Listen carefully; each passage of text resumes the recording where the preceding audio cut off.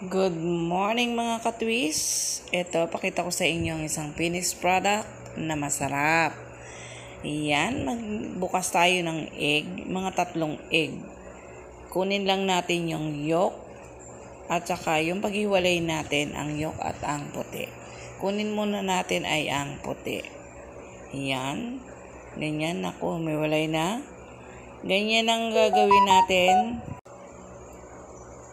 At lahatin na natin ang 3 egg na ni-ready natin.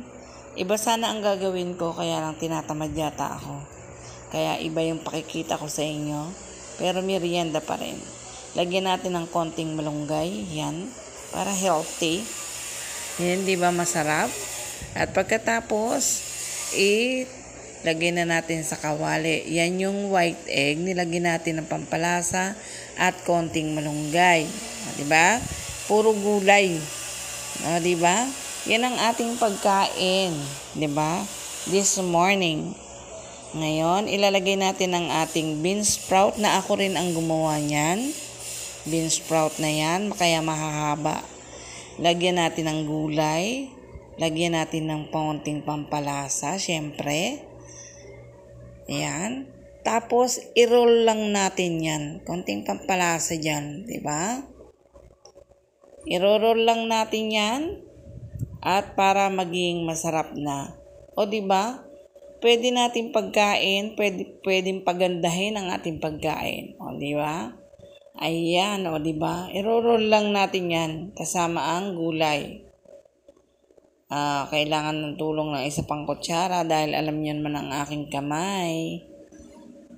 Hindi makahawak ng maayos. Sige. Tapos, ilalagay natin yung ating egg yolk dyan sa tabi. Hinalo na rin natin. Nilagyan natin ng pampalasa. At ilalagay natin siya sa tabi. Para at least masarap na yung kanyang lasa. Yan yung 3 egg yolk. Yan. Ikutin lang natin ng ganyan. At lulutuin. O ganyan lang ang paggagawa ng ating simpleng pagkain pero hindi lang mukhang healthy. Talagang healthy siya.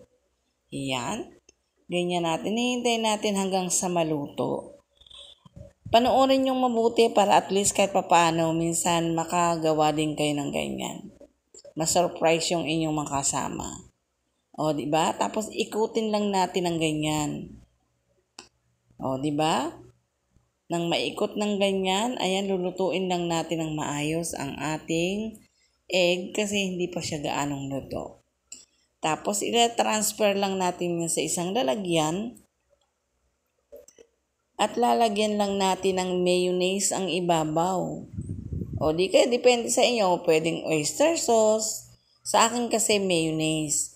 Pwede ka kasing ketchup. Basta sa akin, mayonnaise lang muna. Kasi yun ang para sa akin panlasa, yun ang swak. Depende sa inyong panlasa. Pwede yung lagyan niya sa ibabaw ng mayonnaise, ng oyster sauce, o di kaya ng ketchup. Yan ang finished product natin. Thanks for watching!